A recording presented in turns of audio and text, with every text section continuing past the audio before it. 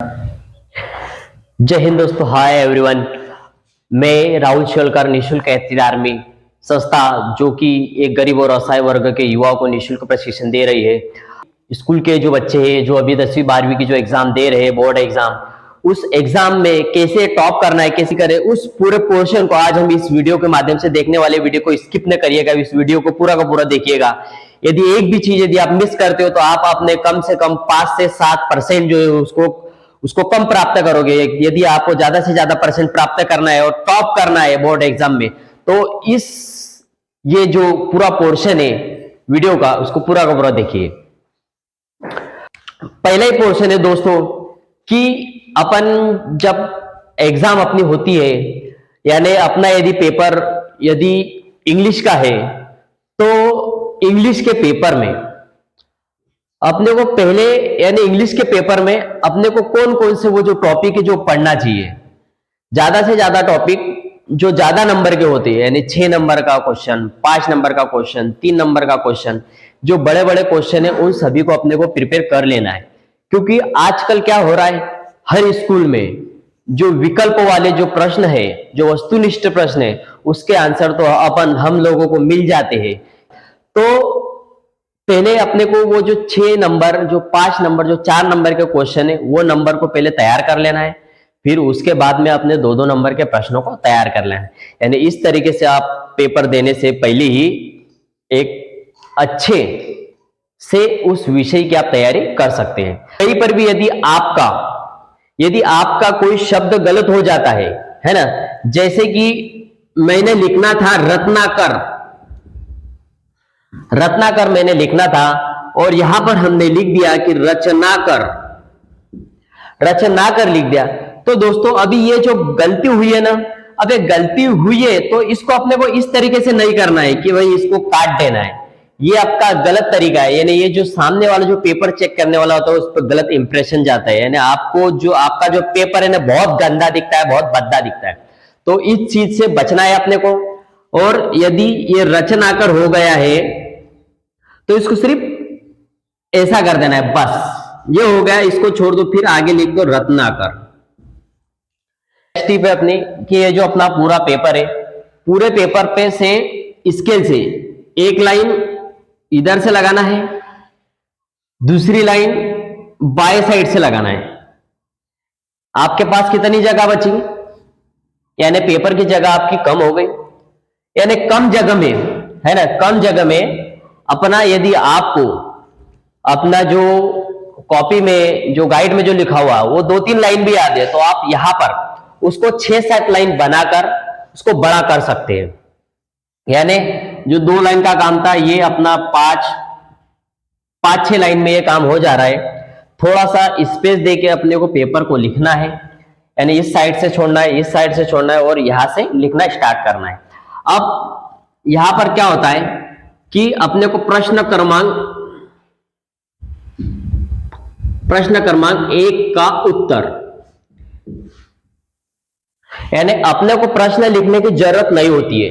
प्रश्न लिखने में अपना समय व्यर्थ ना गवाए, सीधा प्रश्न क्रमांक 1 का उत्तर लिखे। और यदि विकल्प वाले प्रश्न है तो यहां 1, इसके बाद 2, इसके बाद 3, इसके बाद 4, इसके बाद 5, यानी जो 5 विकल्प होंगे, 5 विकल्प के जो भी उत्तर होंगे यहां पर लिख देना है। और जो उत्तर यदि आपको नहीं पता है वो उत्तर मत लिखिए। उसके पश्चात फिर आएगा प्रश्न क्रमांक 2 का उत्तर। प्रश्न क्रमांक 2 का उत्तर इसी तरीके से यहां पर भी 1, 2, क्योंकि प्रश्न क्रमांक 1 से लेकर तो प्रश्न क्रमांक 5 तक के विकल्प के ही प्रश्न आते हैं। तो उसको विकल्प के प्रश्न को, यानी 25-30 प्रश्नों को इस तरीके से अपने को हल कर लेना है। यानी ये कम से कम 10 मिनट का तुम्हारा काम है। 10 मिनट में तुम्हारे ये 25-30 प्रश्न हो जाते हैं। फिर इसके पश्चात जो प्रश्न क्रमांक 6 है,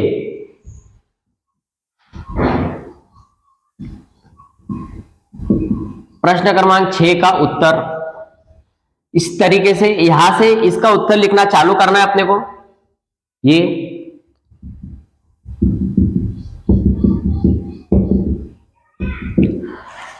प्रश्न क्रमांक 6 का उत्तर, यदि तुमको 2-3 लाइनों का उत्तर भी आते तो आप इसको 6-7 लाइनों में करके उसको बड़ा कर सकते हैं। और कहीं पर भी गलती हुई है तो मैंने बता दिया आपको किस तरीके से उसको काटना है, उसको यानी ज्यादा गीला नहीं कर देना है, यानी ज्यादा गंदा नहीं दिखना नहीं चाहिए, भद्दा नहीं दिखना चाहिए। अपना जो पेपर है सामने वालों को एक आकर्षक दिखना चाहिए, अच्छे से और अच्छे से शांति से लिखना है, इधर उधर का नहीं झांकना है अपने को। जो भी आता है, जितना भी आता है, सभी का सभी अच्छी तरीके से लिखना है। तो ध्यान रखना कि ये लाइन इधर की छोड़ना है, इधर की जो जगह है इधर की जगह छोड़ना है और अंदर ही लिखना है, ठीक। और कोशिश करिएगा दोस्तों कि जो 6, 7, 8 प्रश्न होने के बाद में अपना हर एक प्रश्न हर एक पेज पे हो, यानी एक पेज पे अपना एक ही प्रश्न होना चाहिए। इस तरीके से आपको ज्यादा से ज्यादा पेज भरना है। यदि आपको कोई प्रश्न समझ लो नहीं भी याद है, कोई प्रश्न आपको याद नहीं है और उसका आंसर तुमको नहीं पता है, तो उसका आंसर किस तरीके से लिखना है। अब उन्होंने जैसा कि बोल दिया है कि प्रकाश का परावर्तन से क्या आशय है। अब मैंने एक नॉर्मली लिया, क्योंकि प्रकाश का परावर्तन किसे कहते हैं, है ना। कोई किरण किसी समतल सतह पर गिरती है तो एक समतल सतह से टकरा कर किसी माध्यम से जाती है, तो उसी माध्यम में फिर से वापस लौट जाती है, उसे प्रकाश का परावर्तन कहते हैं। लेकिन समझ लो यदि अपने को ये भी याद नहीं है कि प्रकाश का परावर्तन किसे कहते हैं, तो कुछ मत करिए, कम से कम इतना कर सकते हैं तुम लोग कि प्रकाश का परावर्तन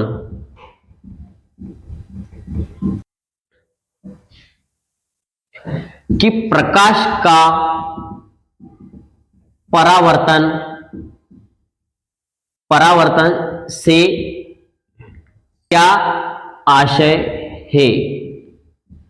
अब मैंने एक नॉर्मली लिया, क्योंकि प्रकाश का परावर्तन किसे कहते हैं, है ना। कोई किरण किसी समतल सतह पर गिरती है तो एक समतल सतह से टकरा कर किसी माध्यम से जाती है, तो उसी माध्यम में फिर से वापस लौट जाती है, उसे प्रकाश का परावर्तन कहते हैं। लेकिन समझ लो यदि अपने को ये भी याद नहीं है कि प्रकाश का परावर्तन किसे कहते हैं, तो कुछ मत करिए, कम से कम इतना कर सकते हैं तुम लोग कि प्रकाश का परावर्तन, इतना लिखा। फिर अब इसके बीच में तुमको याद नहीं है, ये याद नहीं वाला फार्मूला है, जब कुछ भी नहीं याद है तो इतना तो लिख दो, प्रकाश का परावर्तन।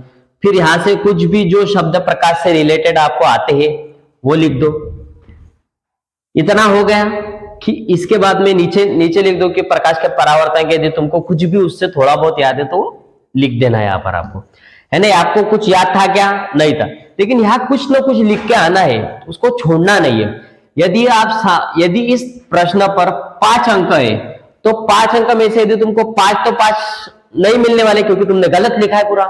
कम से कम वो लिखा हुआ है, आपकी मेहनत को तो देखेगा, तो मेहनत को देखेगा तो कम से कम यहाँ पर आपको 1 नंबर बोलो, 2 नंबर बोलो, कम से कम 2 नंबर तो मिल जाएंगे। यानी जो नहीं मिलने वाले थे वो नंबर तो मिल रहा है अपने को। इस तरीके से अपने को हर प्रश्न का उत्तर लिख के आना है, कुछ भी अपने को छोड़ना नहीं है।